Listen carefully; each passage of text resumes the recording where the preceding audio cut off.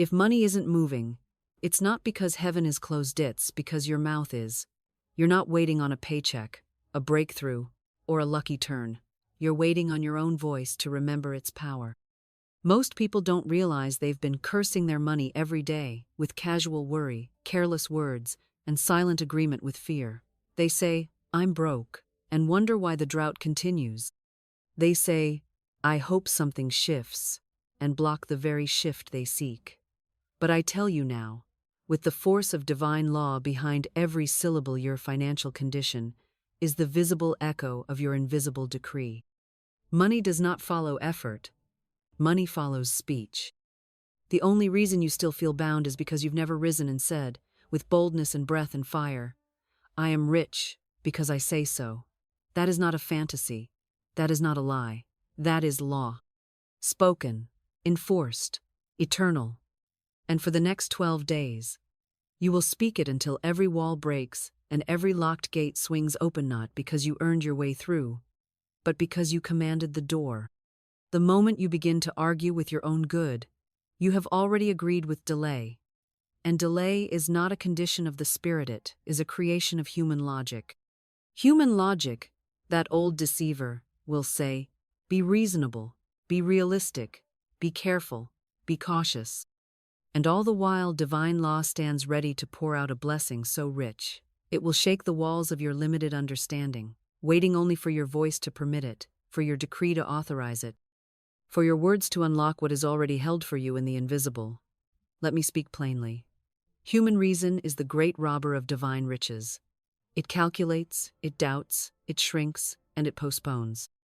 It says, "Let me wait until I see more," but the law says, "Speak, and then you shall see." You have been taught that money comes by toil, by strategy, by budgeting. And while these things may serve a system, they do not serve the spirit, for the spirit does not operate in fractions or formulas, but in full release through unwavering declaration. Let me remind you of the widow of Zarephath, that lone woman with only a handful of meal and a little oil, whom the prophet Elijah instructed to bake him a cake first, to give from her lack as if it were abundance. And what did she do? She obeyed the voice, and the barrel of meal wasted not, neither did the cruse of oil fail, because she obeyed not logic, but law. And I say to you now, when you give the word first place, supply cannot withhold itself. It cannot delay. It cannot resist, for it is bound to appear. And yet how many today speak of savings but not of speech, of interest rates but not of inner decree? They plan 1,000 human things and neglect the one divine thing that actually moves money. So I ask you, what would happen if, for 12 days, you silenced the logic that starves and opened your mouth in faith that feeds? What if every time fear said, "Hold on tight," you replied, "I release with joy, and I receive with grace"? What if instead of negotiating with your past, you announced your future aloud? I tell you truly, all of heaven would break loose.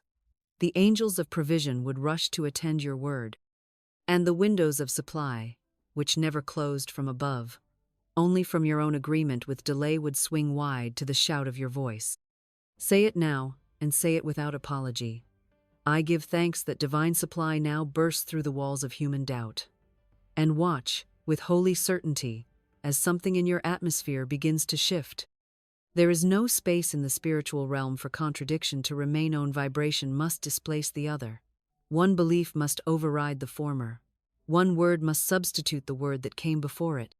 And if you have spoken lack for years, for decades, for generations handed down through lineage and repetition and casual curses dressed up as conversation, then you must now take the holy scalpel of truth and begin to carve a new groove in the mind, in the mouth, in the air around you.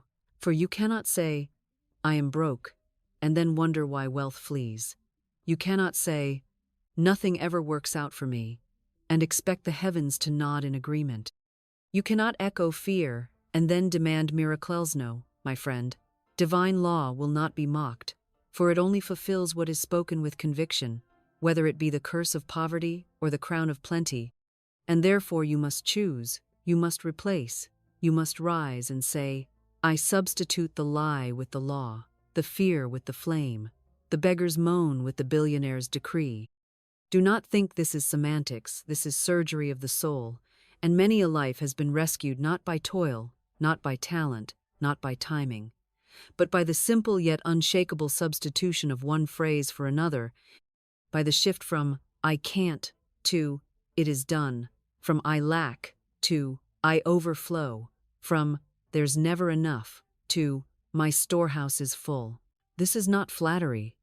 This is not fantasy. This is force, a spiritual force that dissolves delay and summons the seen from the unseen. Florence once said, "Man must prepare for the thing he has asked for, though he sees no sign of it." And I add to her truth, man must speak for the thing he has asked for, though he feels no belief yet stirring. For the voice, when saturated in rhythm and faith, will shape the atmosphere faster than the mind can comprehend. And what was once invisible becomes inevitable when the law is spoken with reverence and certainty. So if your pockets are empty, your debt rising, your stomach twisting, and your hope shrinking, now is the hour to lift your tongue out of the dust and proclaim what heaven has already written in your name. For no one can declare your wealth for you, and no one can substitute your speech for you, and no one can override the creative power of your decree except you. Say now, aloud, and say it like thunder that refuses to be silenced. I am rich, I am rich, I am rich. Say it until the shadow leaves. Say it until the lie shatters. Say it until the inner world breaks open with oil. Because this is how the law works, not by wish, not by weeping, but by substitution. And the moment you choose truth, and speak it without compromise, the false word dies, and a new world begins. The world you walk in tomorrow begins with the word you speak before you rise today. For the spiritual realm does not operate on clocks and calendars, but on confession, on the invisible tone that sets the day's weather long before your feet touch the ground.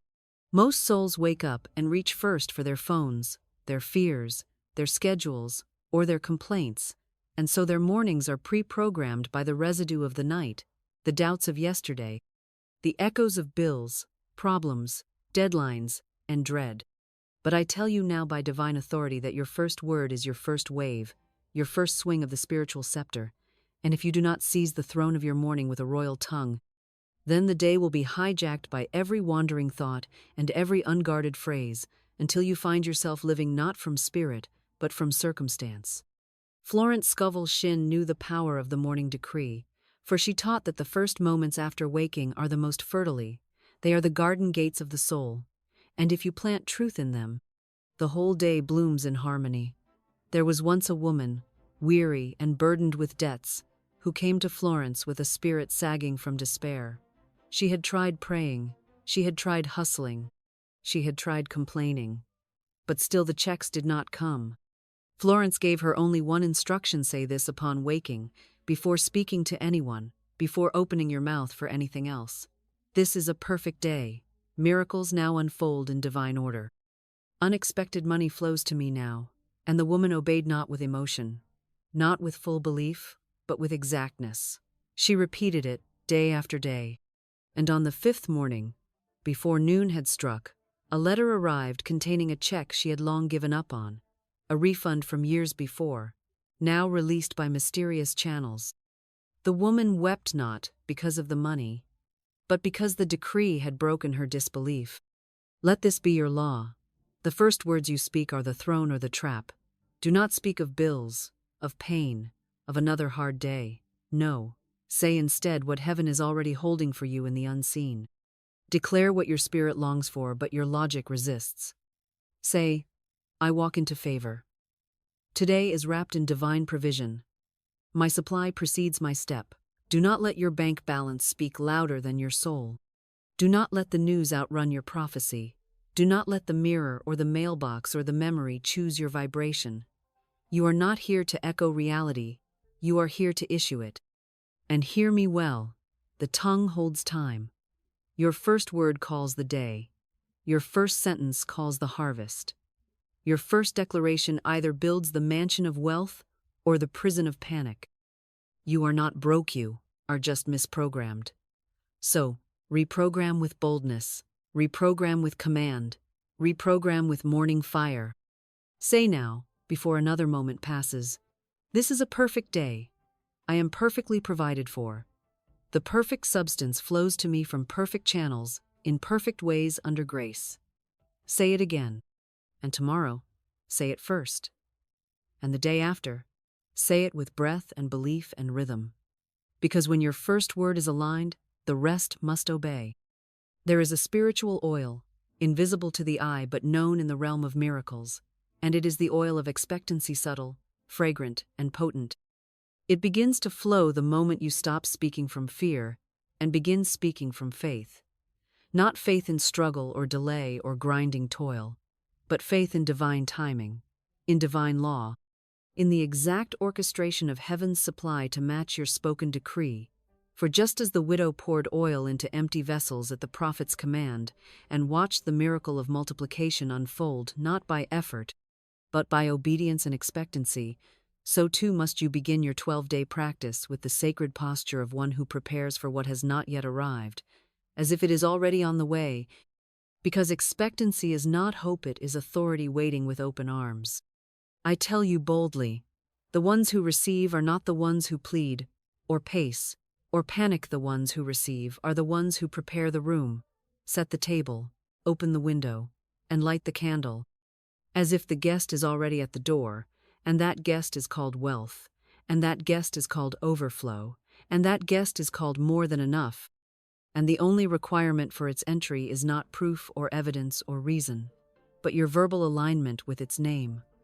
For words are vessels, and if you speak empty words filled with fear, you invite delay, but if you speak full words anointed with oil, you invite divine speed. So on this first day, you say this not because you see it, but because you choose to see beyond what is. I expect lavish abundance, for I live in a rich, friendly universe. I expect divine provision, for my words are anchored in truth. I expect the door to open, for I have already knocked with my decree. Say it slowly, like oil being poured. Say it rhythmically, like waves returning to shore. Say it with the certainty that every atom in the universe hears you, and that money, opportunity, favor, and form are not things you chase, but things that are magnetized to your frequency the moment your frequency becomes lawful. Do not let the eyes distract you. Do not let the account deceive you. Do not let logic silence your decree. Because on this first day, you are not waiting for signs, you are speaking as the sign. You are not observing conditions, you are commanding them. You are not whispering into a void, you are declaring into a living field of divine responsiveness. Your word is the oil. Your expectancy is the wick. Your wealth is the flame. And when they meet in one holy moment of speech, the miracle is not delayed, it is released. So I say again, speak it.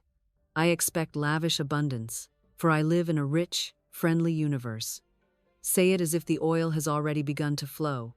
Say it as if God is nodding. Say it until the air around you shifts. Say it, and say it again. This is day one. Let the oil run. On this second day, let us confront the most subtle fear that haunts the financially weary soul, not the fear of lack alone, but the fear that what has come in will vanish, that what has been given will be taken away, that what has filled your hand today will disappear tomorrow.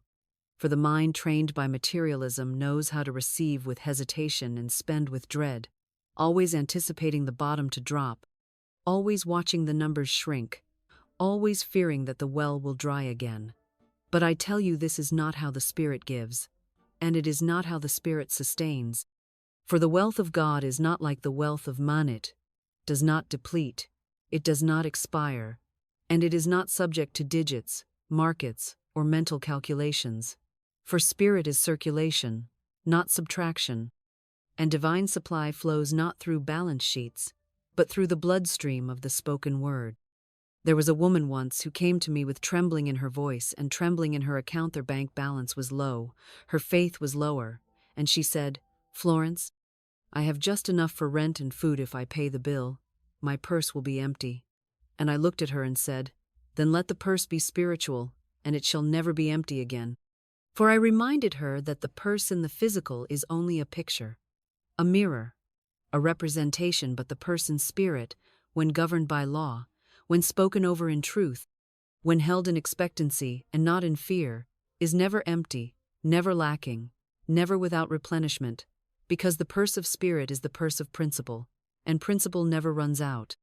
So she spoke these words with trembling lips that grew stronger with every breath. As money goes out, money flows in. My purse is always filled. My purse is always full.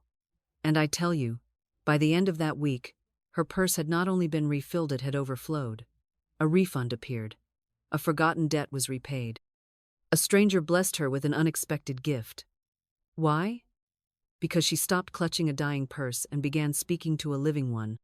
She stopped thinking about how little she had and started commanding the law of divine circulation to do what it always does: return multiplied, pressed down, shaken together, and running over. So today, on day 2, you will not beg the purse to last. You will bless the purse to expand. You will not stare at the ledger and weep. You will speak to the purse and declare. You will not say, I only have this much, but you will say, as money goes out, money flows in. My purse is always filled. My purse is always full. You will treat the act of spending not as a subtraction, but as a signal to the universe that you are ready for more, that you trust the divine economy, that you are no longer a slave to numbers but a speaker of law. And if fear arises, because it will if that shadow of panic whispers, what if it doesn't come back? You will answer not with logic, not with spreadsheets, but with this declaration: my purse is not paper. My purse is not leather. My purse is spirit. My purse is law. My purse is infinite. Say it until you believe it. Say it until the shadow flees. Say it until the purse sings. This is not fantasy, it is faith aligned with frequency, and frequency governs form. Today, you release the fear of the purse. Today, you step into the flow of the eternal. Today, you bless the outflow and welcome the inflow. Today, you speak like one whose purse can never run dry. Let the circulation begin. On this third day, we confront the memory of loss, the echo of theft, the phantom pain of something that felt stolen money, that vanished without explanation, opportunity that passed through your fingers like vapor, inheritance that never reached your hands, clients that disappeared, jobs that dissolved, years you call wasted, accounts that dried up, relationships that were tethered to finances and then torn apart, all of it folding into the story you carry, like a sack of invisible weight. I lose things, I lose people, I lose money, but I declare to you now, by the light of spiritual law and the fire of the spoken word, there is no loss in divine mind, for the infinite does not subtract, it multiplies. It does not forget, it restores. It does not take, it teaches. And everything that has ever seemed lost can be summoned again through the gates of alignment, through the portal of speech, through the mouth of one who knows their covenant with eternal supply has never been broken. I once spoke with a man whose business had collapsed. He used the words ruined, destroyed, lost everything, and I listened not to his despair but to the spell he was speaking, the enchantment he was weaving with every syllable that reinforced lack, reinforced grief, reinforced finality. And I said, do you know what you're doing? You're not just remembering your loss, you're preserving it. You're embalming it with your voice. And I handed him this declaration like a sword forged in spiritual flame. I deny loss. Nothing can be taken from me that belongs to me by divine right.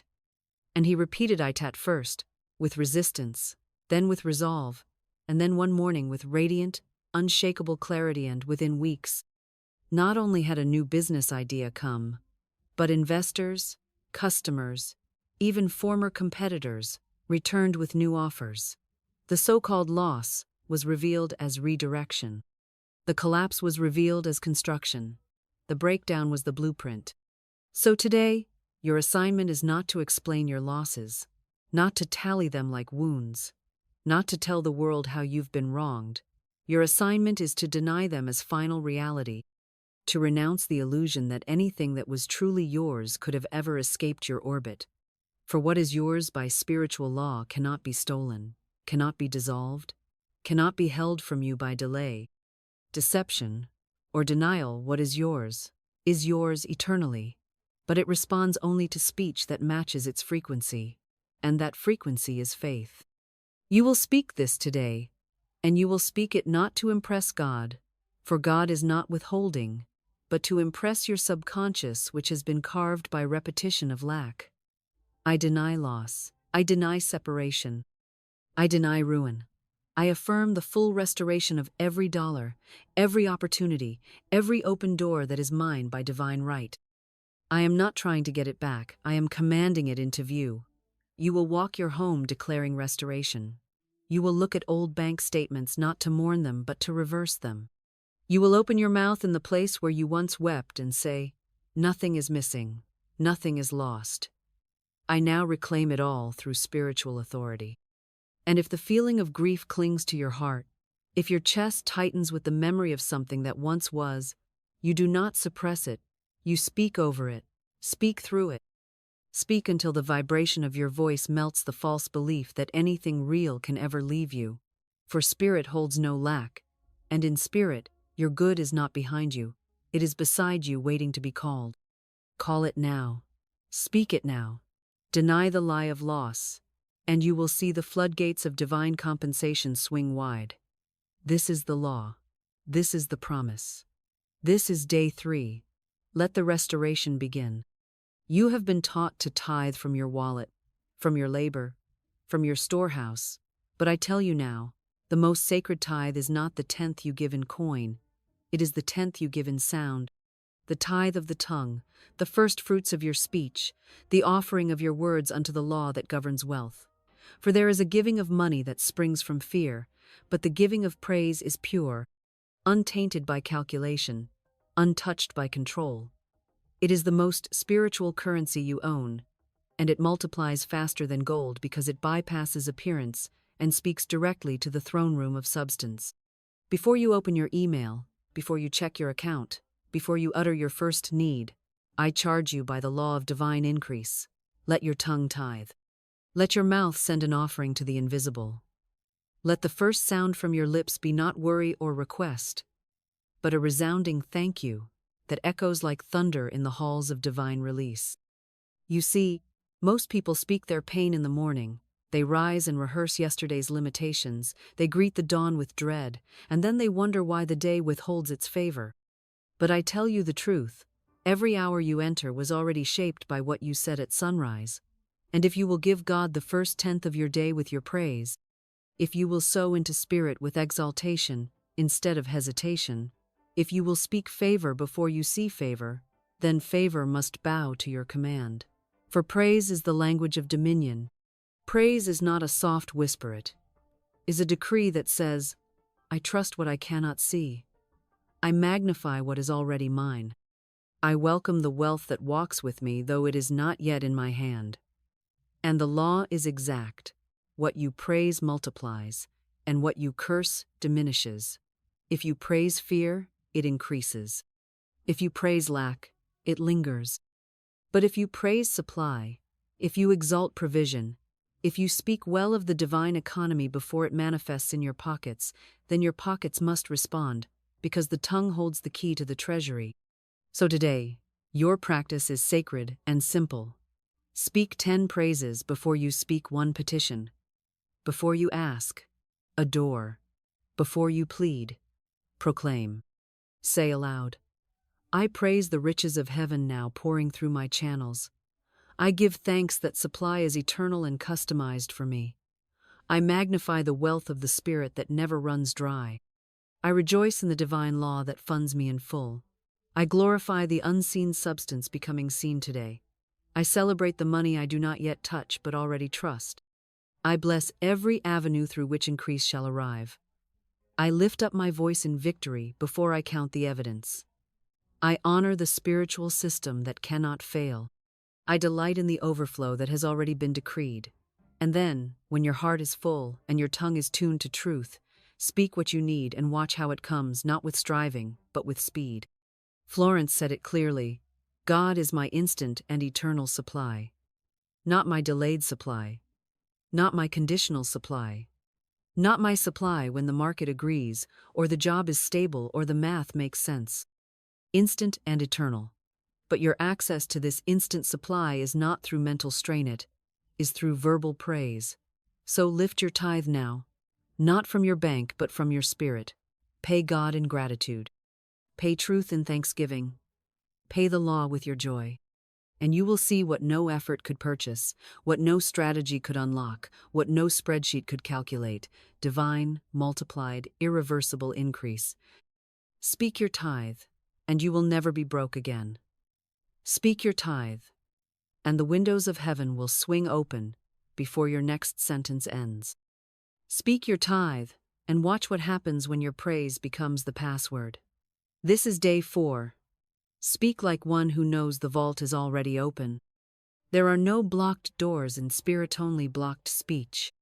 There are no closed channels in the divine mind-only mouths that have forgotten how to command, how to instruct, how to declare with unwavering alignment the holy truth of supply already prepared, already appointed, already flowing beneath the crust of appearances, already flooding toward the one who dares to remove their trust from the visible and place it where all things begin, in the unseen, the unmeasured, the unhurried abundance of divine law. You must understand this clearly, or you will keep looking at one door and calling it your source. You will fix your gaze on one employer, one business, one stream of income, and think it is your life raft, your safety net, your hope, but that is idolatry masked as realism, and it will trap your supply within the cage of human logic. There is only one source, and it is infinite, and it is spiritual, and it is creative, and it opens doors no man can shut, and it moves through avenues you have not yet conceived, through people you've never met, through systems you don't even know exist.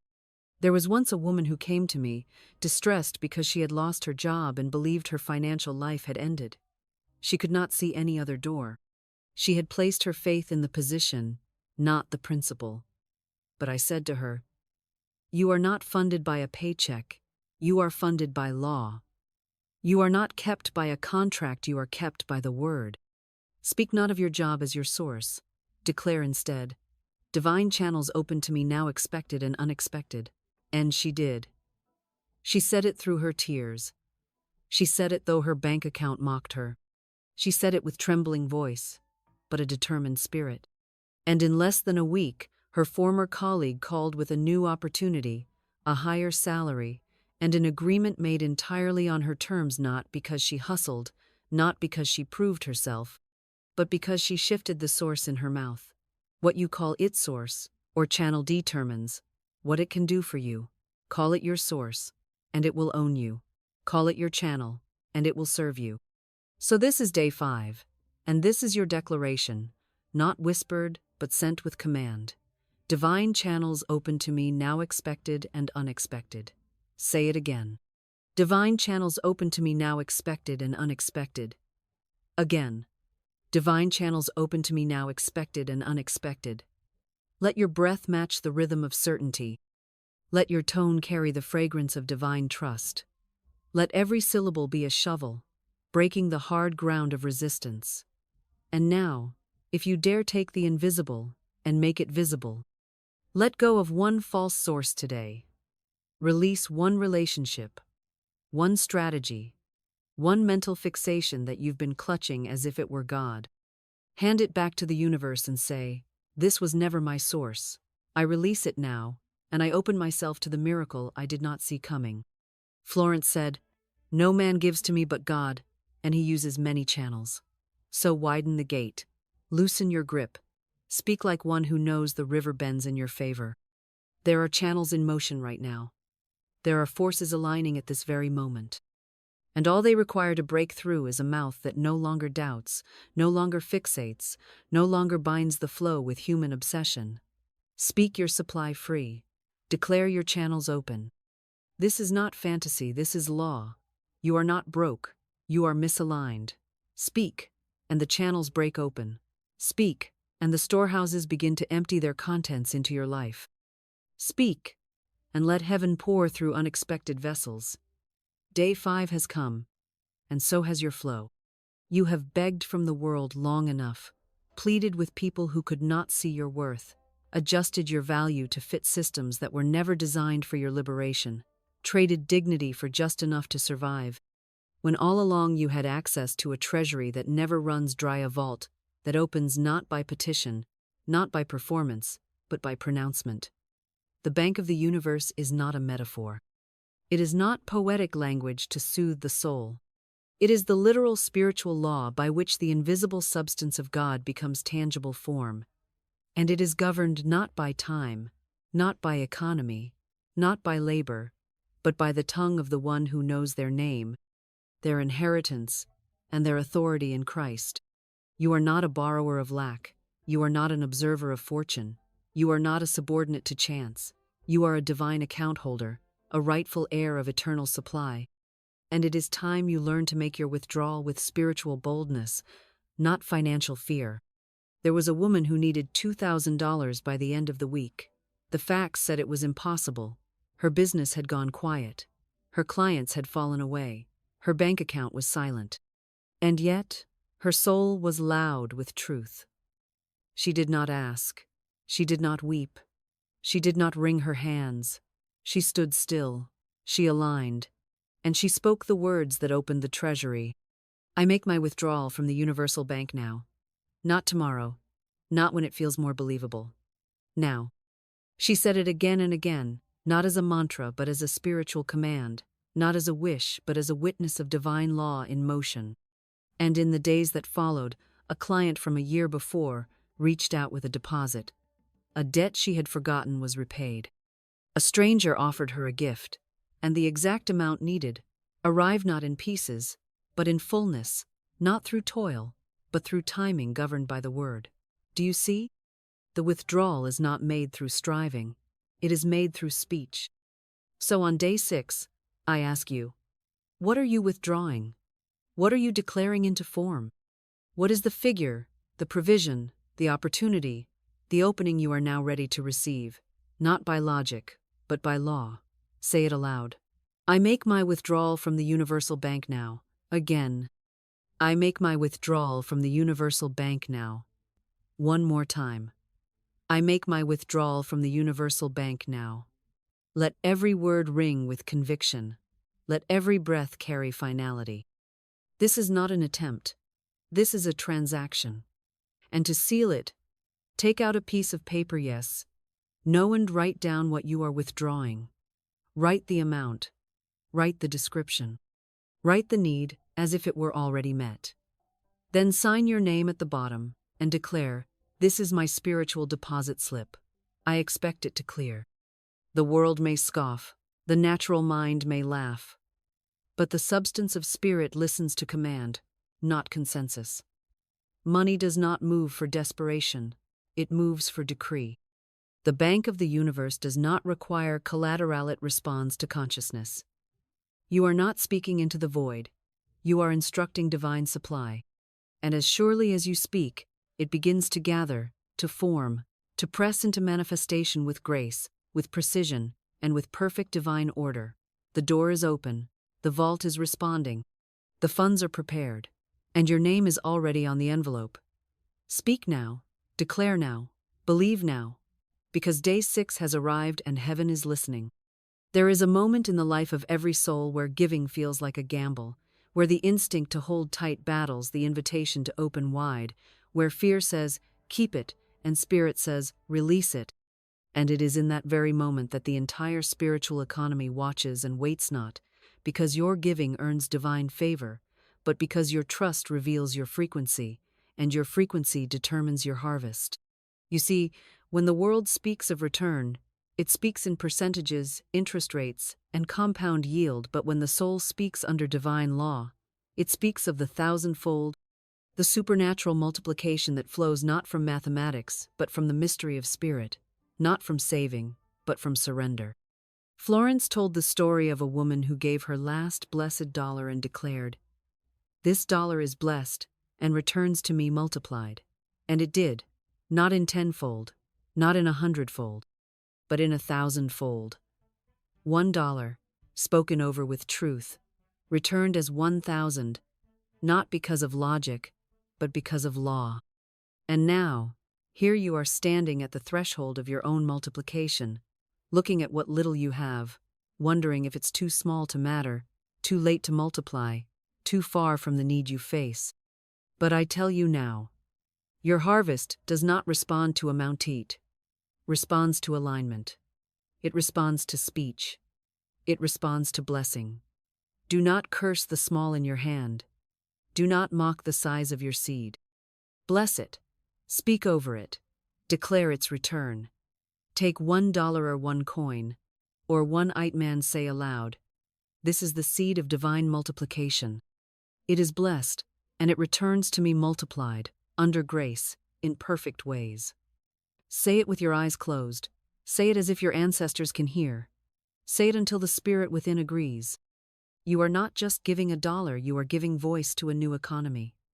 You are announcing to the universe that you are no longer in covenant with scarcity. You are no longer obeying the fear of not enough. You are sowing into the law of abundance, and that law is unfailing. There is no loss in divine law. There is only movement, circulation, return. What goes out must come back greater. What you bless, blesses you. What you declare, declares back to you. And so on day 7, you do not give like the world gives. You give like one who knows the thousandfold is not a metaphor. It is a manifestation. Speak it aloud. What I give returns to me multiplied. What I release returns to me richly. I give as one who never lacks. I sow as one who always reaps. I bless this $1, and it returns as overflow. And after you say it, release it. Give it. Don't look for applause. Don't explain yourself. Just let it go with a holy reverence, like a prophet releasing fire from the mountaintop, like a king sending a royal envoy, like a priest placing gold on the altar. You are not letting go, you are launching. You are not losing, you are aligning. You are not giving away, you are commanding back. 12 days, 12 declarations, 12 deposits into the spiritual vault. And this is the midpoint, the pivot, the holy hinge where everything changes, because now the seed has left your hand, and the law begins to run toward you like the rain that cannot be recalled, like the tide that answers the moon, like the blessing that overtakes the obedient. Do not wonder, do not worry, do not watch the ground. Just water with faith, speak with fire. Walk like it's already returned, because it has. It is done. It is moving. It is yours. Say it again. This $1 is blessed and returns to me multiplied. That is your vow. That is your victory. That is day 7, and the thousandfold begins now. There comes a point in spiritual maturity when one must choose between the appearance and the word, between what eyes report and what the soul declares, between the hollow echo of circumstance and the resounding command of divine law. And this is that, day 8. The turning point where you stop bowing to what looks real and start standing in what is real. For appearance is illusion dressed in evidence, and the only way it survives is if you speak as if it's true. But once your tongue refuses to agree, once you stop giving power to lack by describing it, rehearsing it, honoring it with your emotional allegiance, once you withdraw your words from the court of the counterfeit, the appearance begins to dissolve like fog at sunrise, because your speech no longer sustains it, your faith no longer funds it, and your agreement no longer gives it life.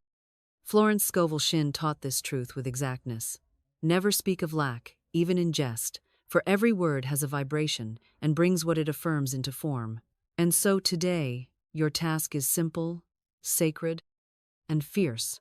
Deny the appearance. Now, this is not denial in the modern, psychological sensate, is not avoidance, it is not suppression, it is not wishful thinking, it is spiritual authority, it is metaphysical dominion, it is the refusal to treat illusion as truth, the holy resistance to anything unaligned with divine substance. If your bank account says lack, you say abundance. If the bills say not enough, you say more than enough. If the world says you're falling behind, you say I am divinely timed and fully funded. You do not argue with the shadow, you outshine it. You do not explain your way through appearances, you erase them with your declaration. You do not panic at the wave, you walk upon it. Today, I want you to take 3 lies you've spoken, 3 phrases of poverty you've whispered in fear or frustration, and write them down. Perhaps you've said, "I'll never get ahead," or "Money always runs out," or "No matter how hard I try, it's never enough." Write them, look at them, and then say this aloud. These words are dead to me. They have no life, no law, no legacy. I revoke them in the name of divine truth. Then burn them, tear them, bury them, flush them. Erase them with action, not just intention. For today you are not just shifting your speech, you are severing your allegiance to the appearance. You are divorcing the old economy and entering the kingdom of supply. And once you've broken the contract with falsehood, speak this declaration with holy defiance, with rhythm in your chest and command in your tongue. I walk in unseen abundance, therefore I laugh at appearances. My eyes do not define my wealth. My spirit does. My truth does. My decree does. What I see today is temporary, but what I speak is eternal, and what I speak must come to pass. Say it again. Say it slow. Say it with your spine straight and your jaw unclenched, because the lie only lived because you kept feeding it with fear. But now you speak like one who knows their authority. Now you speak like one who does not flinch at temporary facts. Now you speak like one who stands in truth regardless of evidence. And the universe responds not to your worry, but to your word. This is day 8. The day you deny the illusion. The day you break the spell of what seems real and enter the frequency of what is real.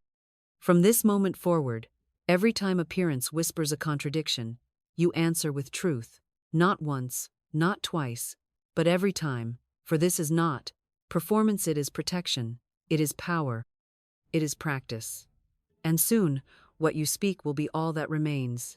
The illusion will fall, the substance will appear. And you will say, I remember the lie, but I did not let it live. That is your power, that is your wealth, that is your word.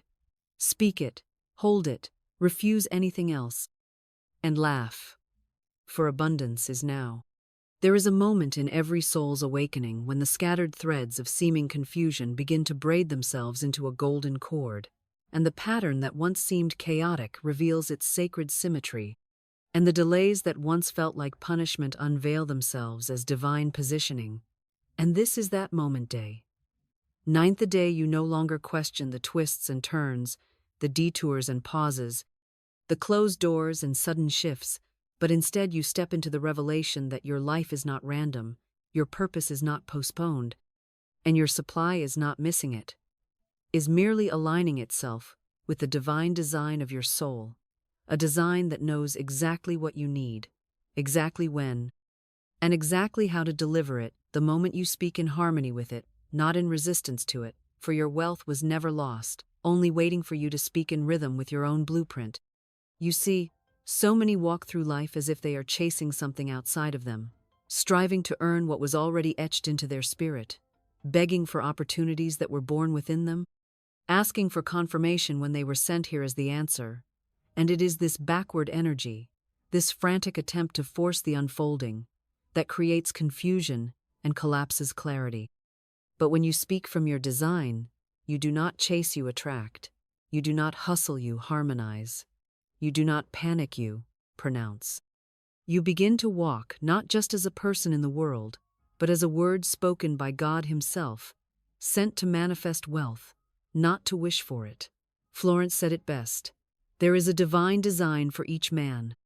There is a place he is to fill and no one else can fill. Something he is to do, which no one else can do. Your supply is tied to that place, that purpose, that designment. The moment you say yes to it, your voice becomes the magnet for everything it requires. So today, I want you to declare alignment.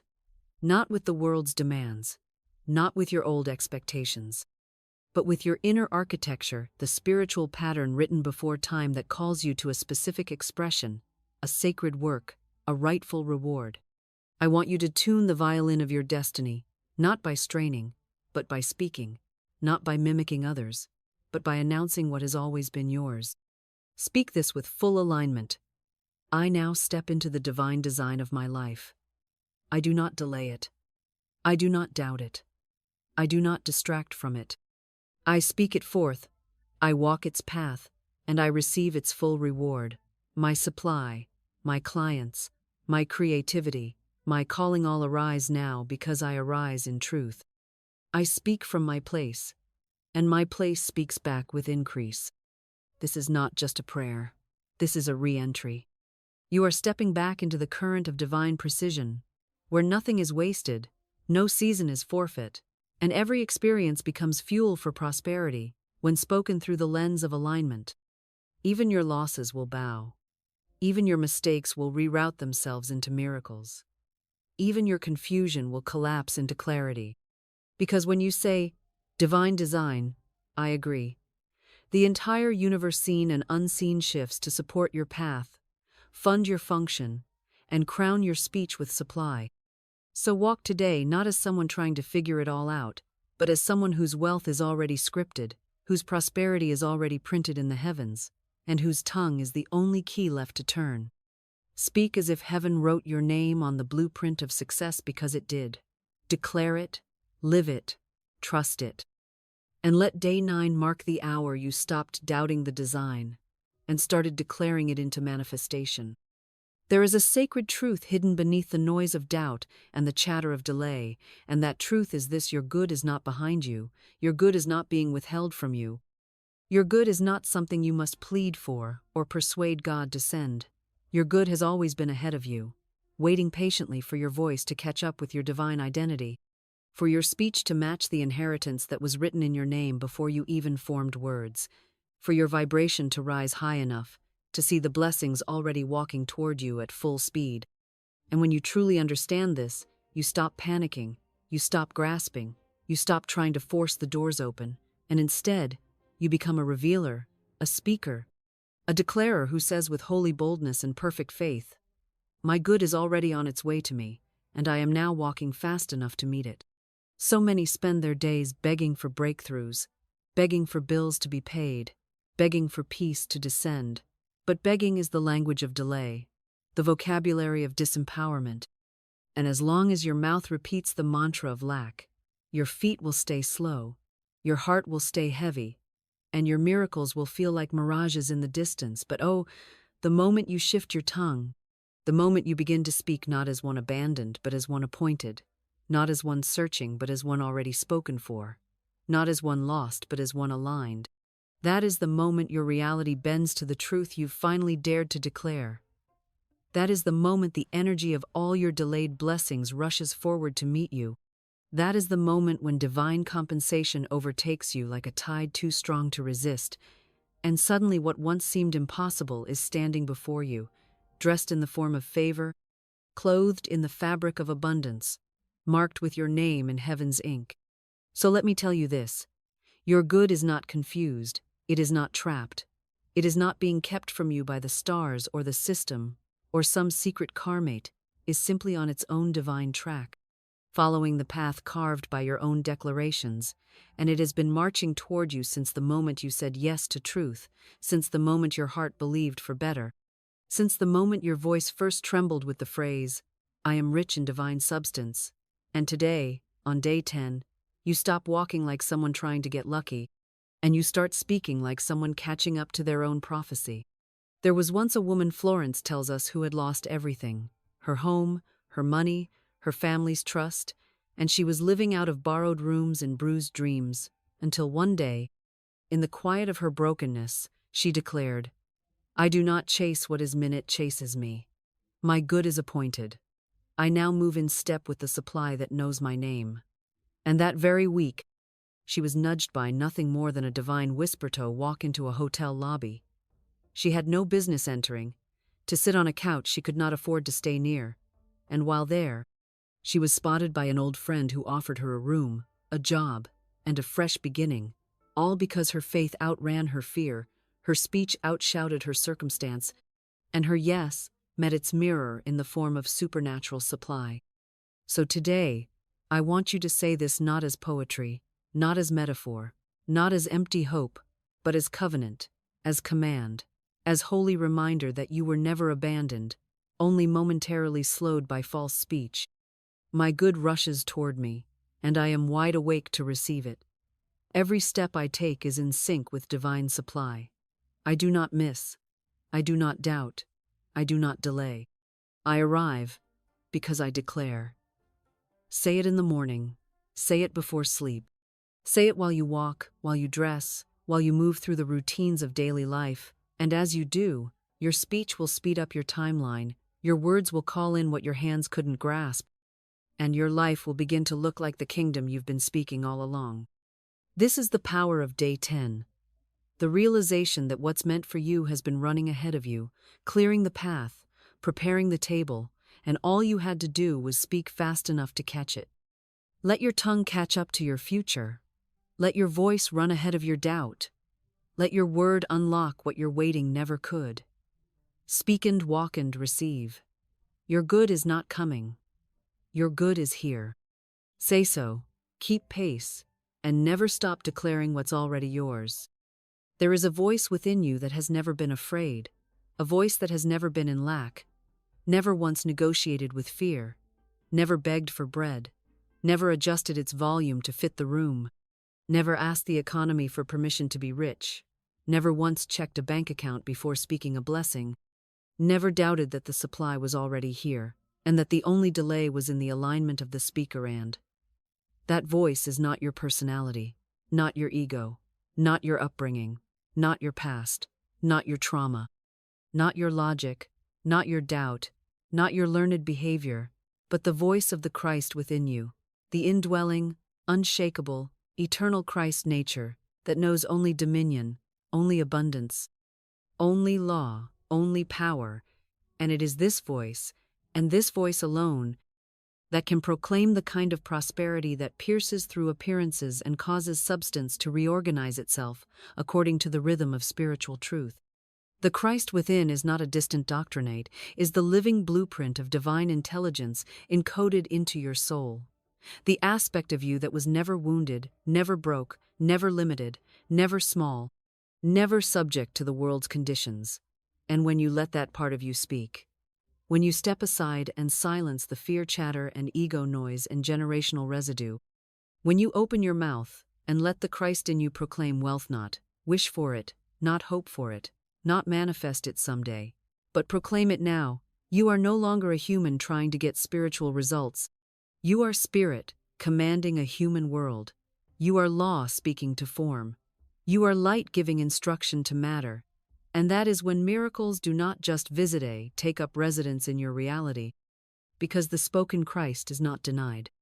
Florence taught this with holy fire. I cast this burden on the Christ within, and I go free. And I tell you now, your poverty is a burden, your worry is a burden, your checking, the price tag mindset is a burden, your scarcity-based tongue is a burden, your fear of too much is a burden, and not one of them belongs to the Christ within you. So today, let the Christ speak. Let the Christ in you take the microphone and say, without apology, without hesitation, without tiptoeing around the bigness of God's storehouse, I am wealth in motion. I am divine supply personalized. I am the word made substance. I am the voice of inheritance released. Today is day 11. And you must speak as one who is not merely reciting affirmations, but embodying the divine authority that sent those affirmations into the earth in the first place.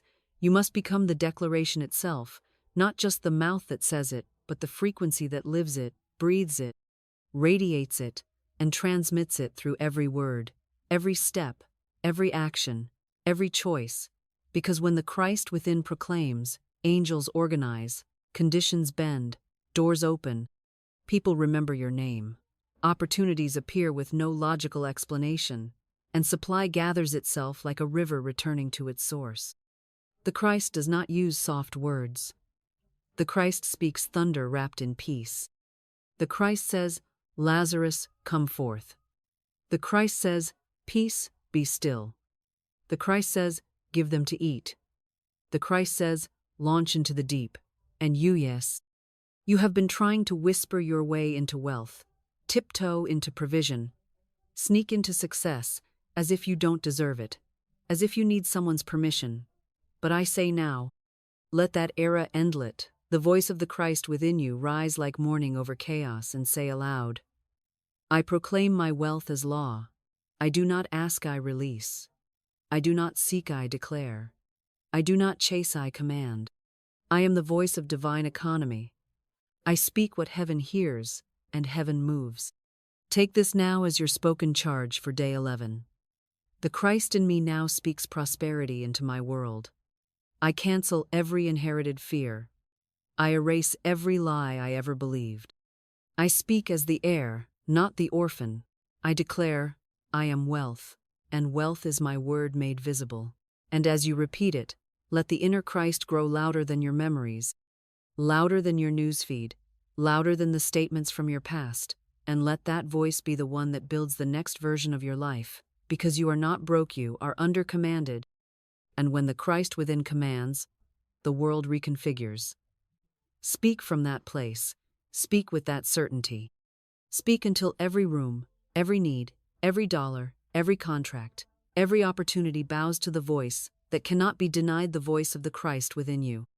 On this 12th day, this final day of your spoken covenant, this sacred close of the vow you made to stop entertaining lack with your mouth, to stop dating delay with your declarations, to stop renting your tongue to fear and confusion and cultural programming that exalts hustle and self-doubt and economic fear, as Godson this final day, you must say what you could not say on the first.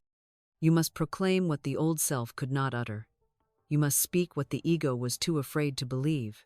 You must now dare to say the sentence that ends all begging and severs you from every memory of financial trauma, every generational spell of lack, every identity that ever called itself less than, every version of you that was still waiting, wondering, tiptoeing, apologizing, hoping, half believing. You must speak as the one who has already crossed over, the one who now holds the keys to the treasury, the one who no longer petitions supply but possesses it. You say, I am wealth, not because you see it yet in full, not because the numbers in the account shout it back to you, not because the world has crowned you with coins, but because you have remembered that wealth is not something you earn, it is something you allow, and you have remembered that the Spirit never called you poor, never called you broke, never called you unstable, never defined you by what was missing, never measured you by your bills or your history or your current conditions. The Spirit called you radiant. The Spirit called you heir. The Spirit called you the beloved custodian of divine substance. And now you say, with trembling power and unshakable fire in your bones, I am wealth. Not, I have it, for even the wicked have it. Not, I chase it, for even fools pursue it. But, I am it, for only the awakened soul knows this truth.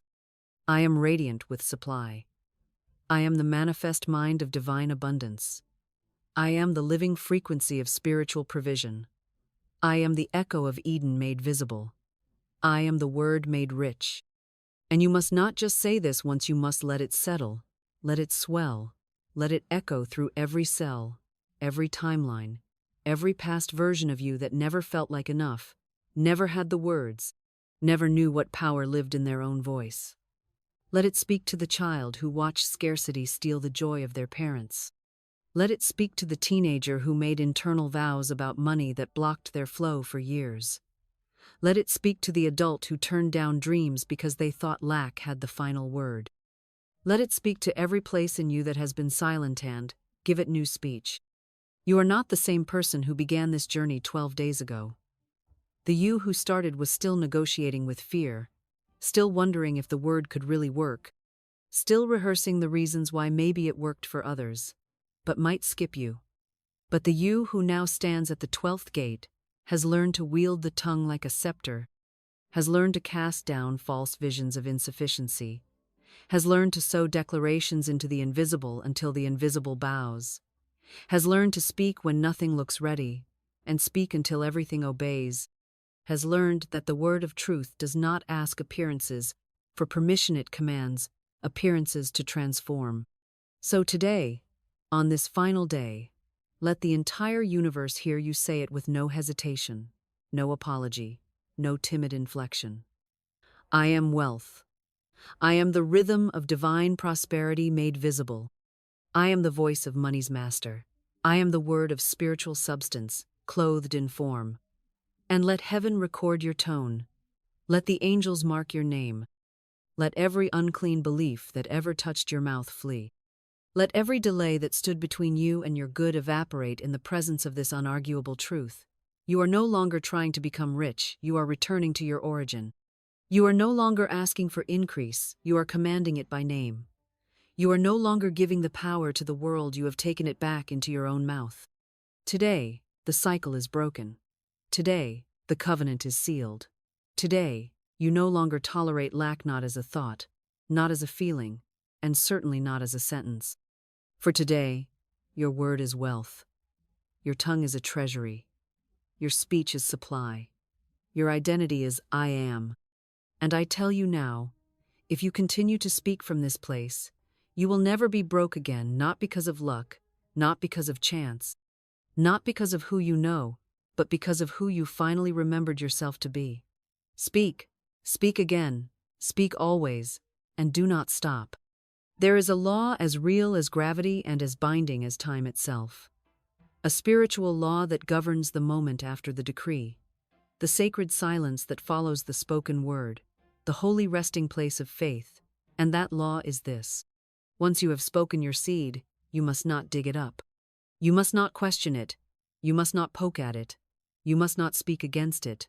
You must not interrupt its growth with frantic analysis or emotional forecasting, because the word of truth, once sown, is a living seed, and that seed contains within itself the entire future you long to enter, the harvest of increase, the flow of divine supply, the sudden phone call, the unexpected deposit, the contract delivered at midnight, the reversal of debt, the full funding of your dreams, the calm presence of enough. And, just as no farmer goes back into the soil to tug at the roots of a planted crop, so must you refuse to disturb what you have decreed. Do not undo with doubt what you built with declaration. Do not whisper worry after you've shouted faith. Do not ask your bank account if your word is working. Do not call a friend to describe the appearance when you have already spoken the law. Do not give a second sermon to your fear after you've preached a first one to your future. Let the word rest. Let it work. Let it become flesh.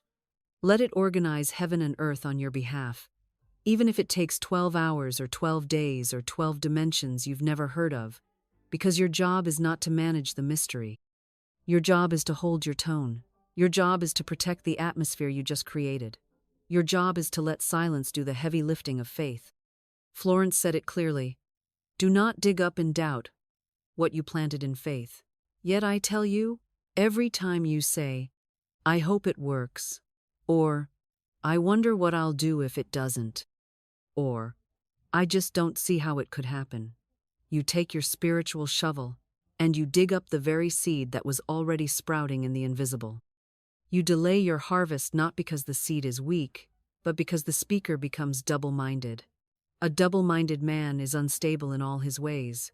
He will not receive. Not because God withholds, but because the vibration is scattered. You cannot bless and curse the same sentence and expect it to bloom. You cannot speak, I am wealth, and then rehearse how broke you feel. You cannot declare, large sums of money come to me under grace in perfect ways, and then get on the phone and say, I don't know how I'm going to make rent. You cannot write the check in faith and then lose sleep over the return. These contradictions are not small, they are spiritual sabotage. They tear holes in your field. They interrupt the rhythm. They disorient the angels. They delay the divine choreography that was already underway.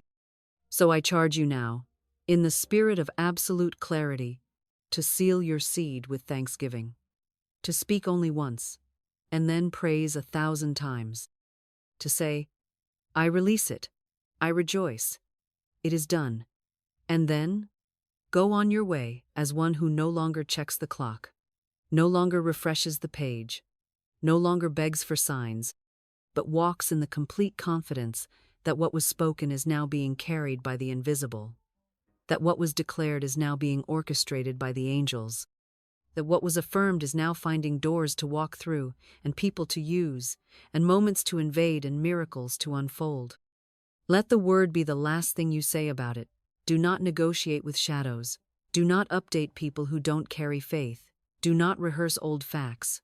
Do not water it with worry. Do not touch it with trembling. Let the seed remain buried in divine soil, wrapped in spiritual fire, covered in the oil of expectancy. Praise. Wait. Smile. Rest. Let the word do what only the word can do. For once the truth is spoken, it can never return void. It must accomplish the thing for which it was sent. So speak it once, then shut the gate, and let it grow. There is no such thing as a one-time word. There is no such thing as a casual decree. There is no such thing as a spiritual life built on occasional affirmation. The law is rhythm. The power is in repetition. The secret is in sustained vibration. And just as the earth spins in steady rotation, just as the sun rises by pattern, just as breath flows in and out without effort, so too must your spoken word become your rhythm, your repetition, your non-negotiable soundtrack of wealth, of increase, of spiritual certainty, not uttered once in a moment of hope and then forgotten in a tide of anxiety, but spoken as breath is spoken, as pulse beats, as oceans move again and again and again, until the very cells of your body obey the new rhythm, until your nervous system walks in wealth as its default, until your atmosphere becomes too familiar with truth to let in the sound of lack again. You do not build a body by lifting one weight. You do not master the violin by plucking one string. You do not form wealth in your world by saying it once and then wondering why you still feel broke. No, this is the life of law. This is the rhythm of spiritual mastery. This is not therapy. This is architecture. And your words are bricks. Every declaration is a placement. Every repetition is reinforcement. Every morning you wake and say, I am wealth. I am divine supply in motion. I am a voice that opens vaults. Is not a sentimental exercise, it is a metaphysical blueprint, a structural manifestation, an energetic scaffolding around your future. So I ask you now, with boldness and love, what is your daily structure? Do you wake and scroll, or do you wake and speak? Do you rehearse the news, or do you rehearse your name in heaven?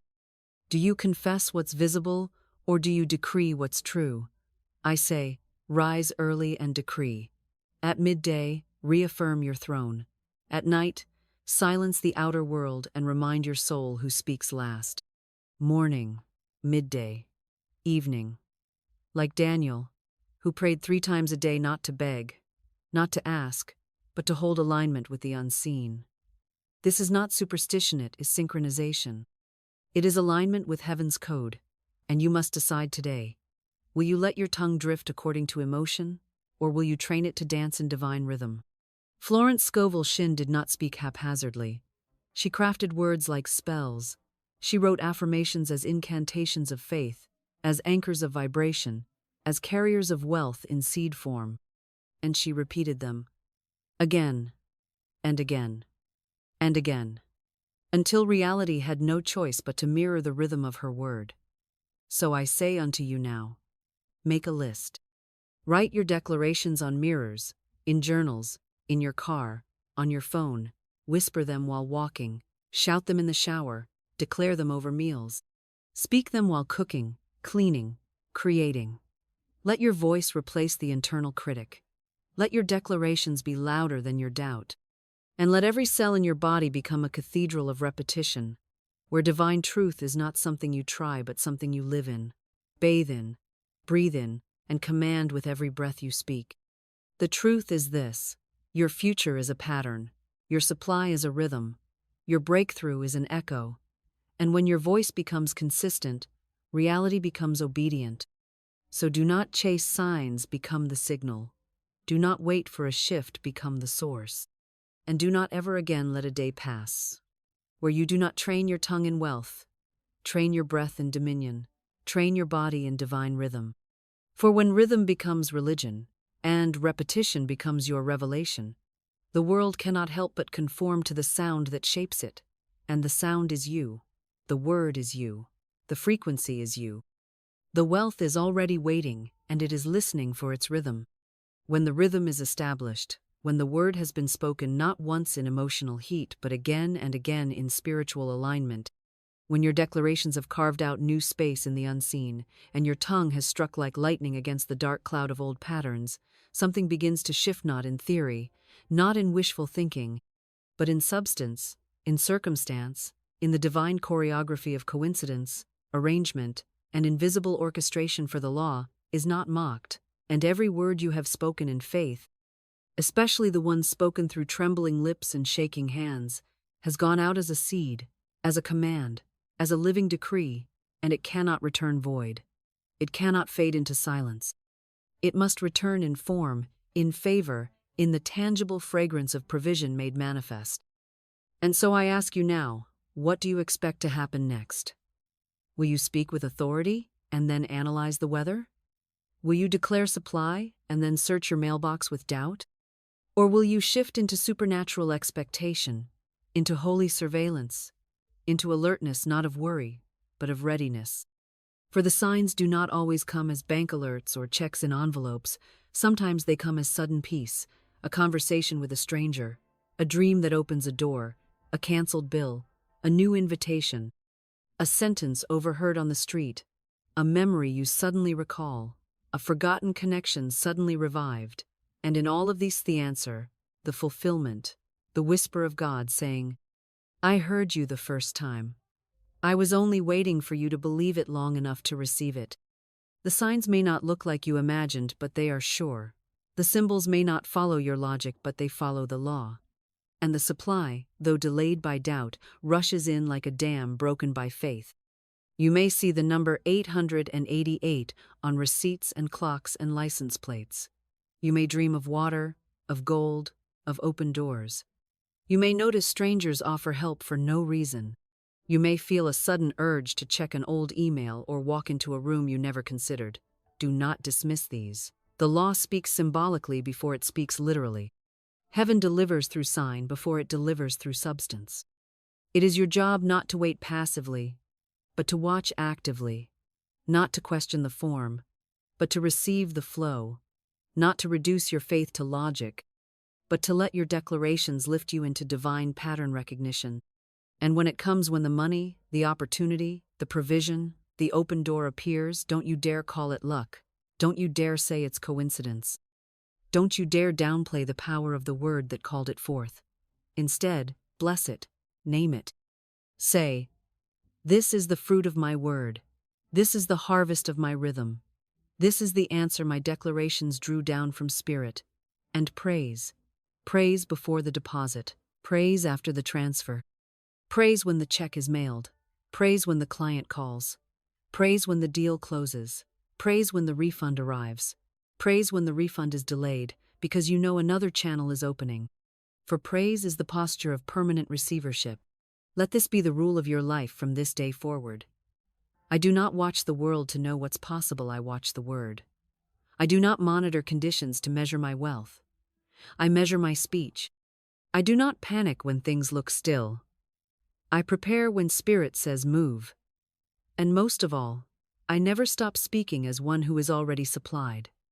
For the signs will follow. The symbols will unfold.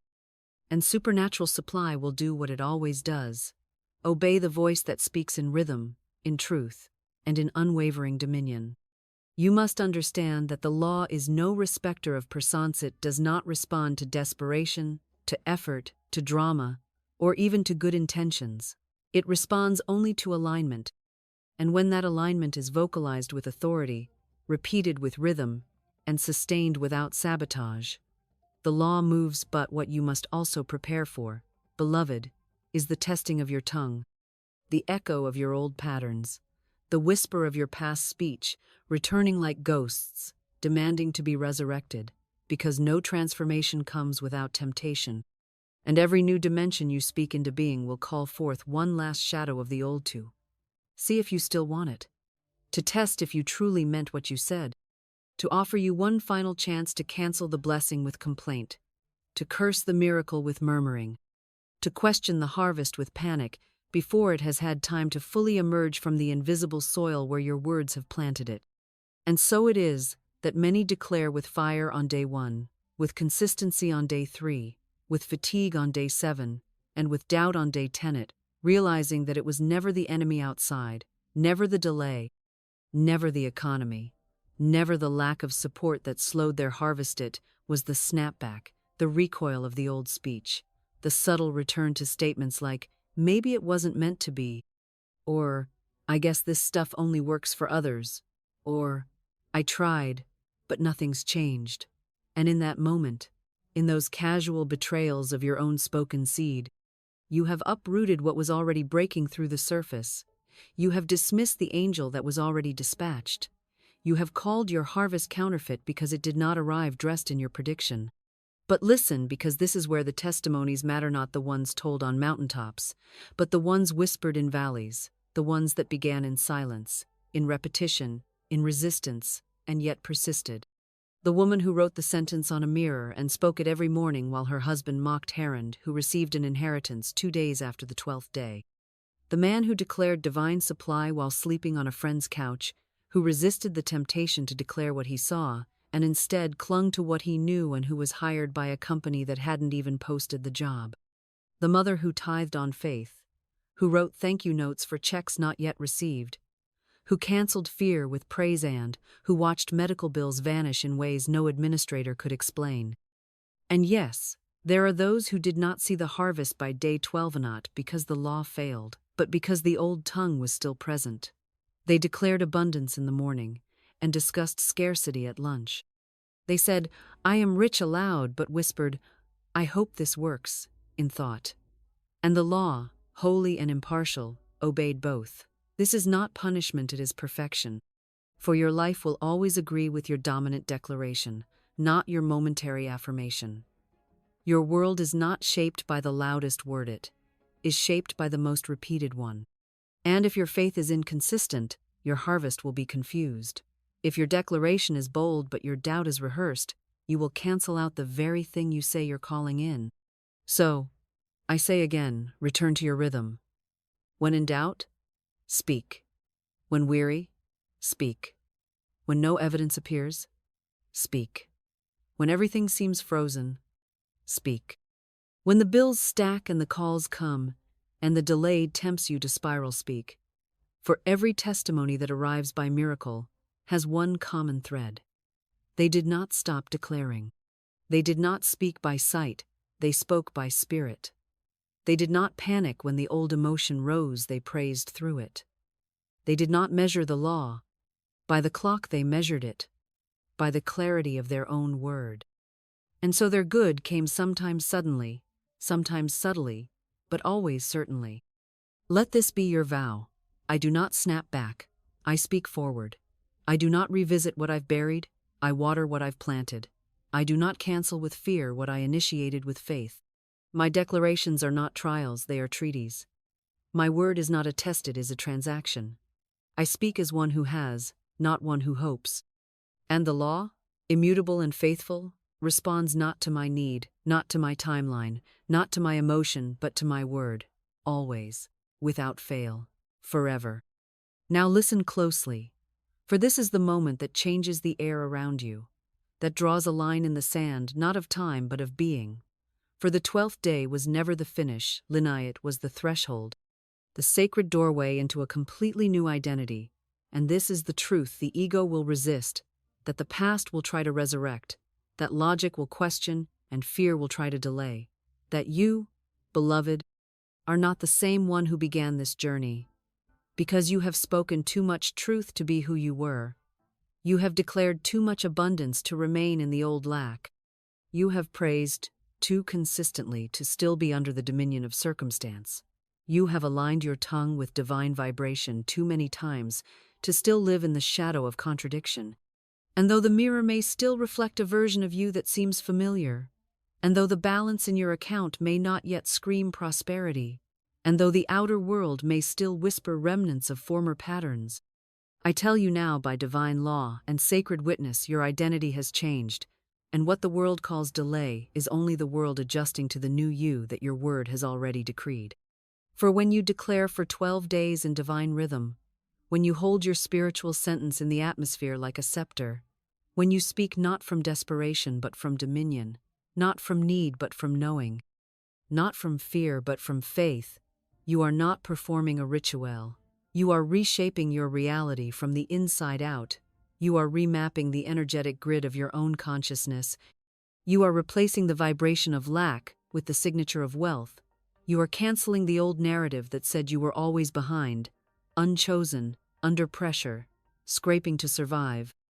And you are replacing it with the eternal truth that you are crowned in the Spirit, seated in heavenly places, supplied in every dimension, and funded not by man's economy but by God's inexhaustible storehouse of good.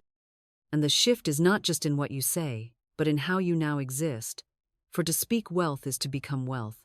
To declare provision is to carry provision in your very essence. And to say, I am rich, with rhythm and revelation, is to no longer seek supply outside of you, but to recognize that you are the source through which divine substance expresses. And now the 13th day arrives not marked by a number on the calendar but by a consciousness that has crossed over. A moment when you no longer need to repeat the words to believe them, because they have become part of your inner language, your spiritual bloodstream, your subconscious architecture, and the air around you knows it, and the people around you feel it, and the future you have spoken begins to rise like incense from the altar of your mouth, shaping opportunities, rearranging circumstances, magnetizing people, attracting channels, confirming that yes, this is no longer rehearsal, this is release. So declare with me now, not as one who is hoping for change, not as one who is watching for signs, not as one who is testing spiritual law like a child unsure of fire, but as one who knows, as one who has, as one who has walked through the fire and come out unburned, refined, crowned, confirmed. I am no longer broke in mind, word, or spirit. I am no longer aligned with lack, permission, or delay. I am no longer trying to believe I have become the belief. I am wealth. I am radiance. I am a walking treasury of truth. My presence carries prosperity. My voice funds futures. My words open vaults. My identity is supply. And let that be the seal upon your soul.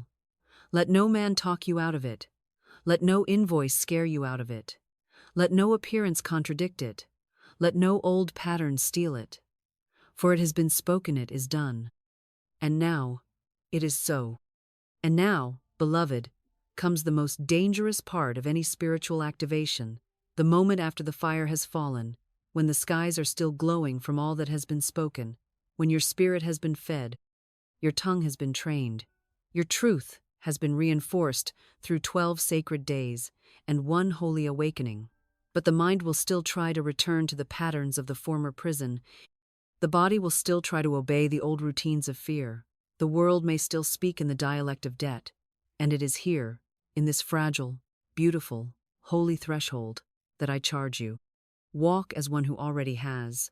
Move as one who already holds. Declare as one who no longer waits but welcomes. And live as one whose very presence is a testimony of divine provision. For heaven cannot multiply what you continue to mourn, and spiritual law cannot fulfill what you keep revising with words of doubt, delay, or disbelief. So your posture now must match your prophecy. Your tone must match your treasure, and your faith must no longer wobble like a beggar's bowl, but stand like a royal decree issued from the courts of the Most High. I charge you not to wait for the delivery to dress in gratitude, not to wait for the money to buy the wrapping paper, not to wait for the job to walk in excellence, not to wait for the bank to walk in wealth, but to move now, to behave now, to spend now, in spirit, to sow now, to thank now, to speak now, and to expect now as if every word from your mouth has already been signed in gold in the treasury of the unseen, and you are simply receiving the visible shipment of what has long been authorized in the atmosphere. For the oil in your lamp has not run out, and the flour in your jar is not empty, and the provision of the Lord is not pendent, is permanent.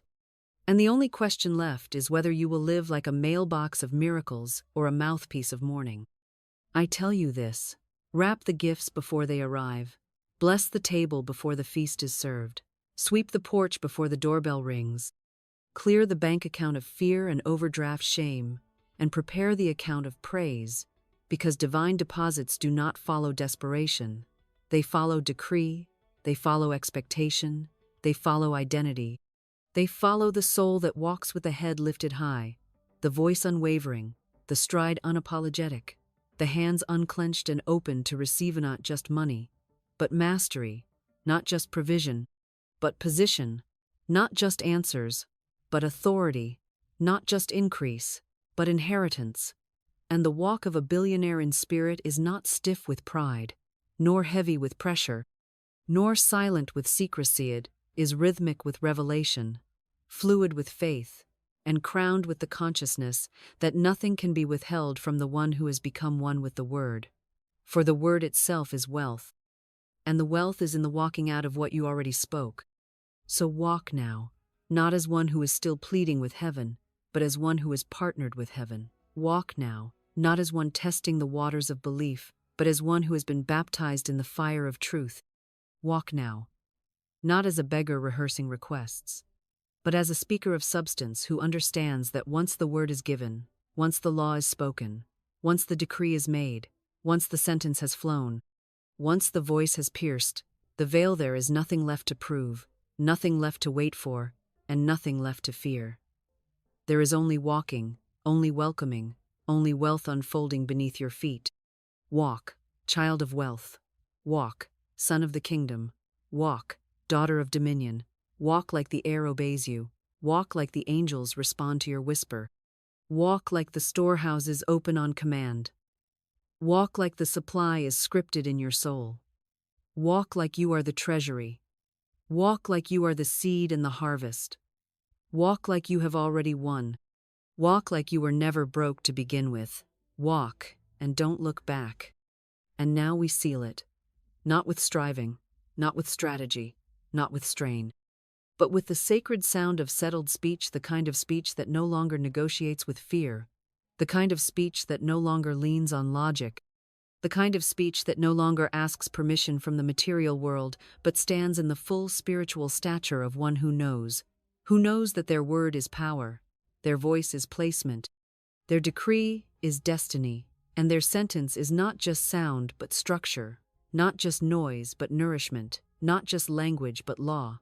For when you have spoken under divine authority, when you have declared from the throne room of the soul, when your tongue has become the scepter and your mouth has become the gate of heaven, there is nothing left to chase, only everything left to receive. So now, I ask you to breathe deep, slow, and holy, and let this final rhythm wash over your heart, for I do not want you to merely hear it, I want you to become it, I want you to speak it aloud.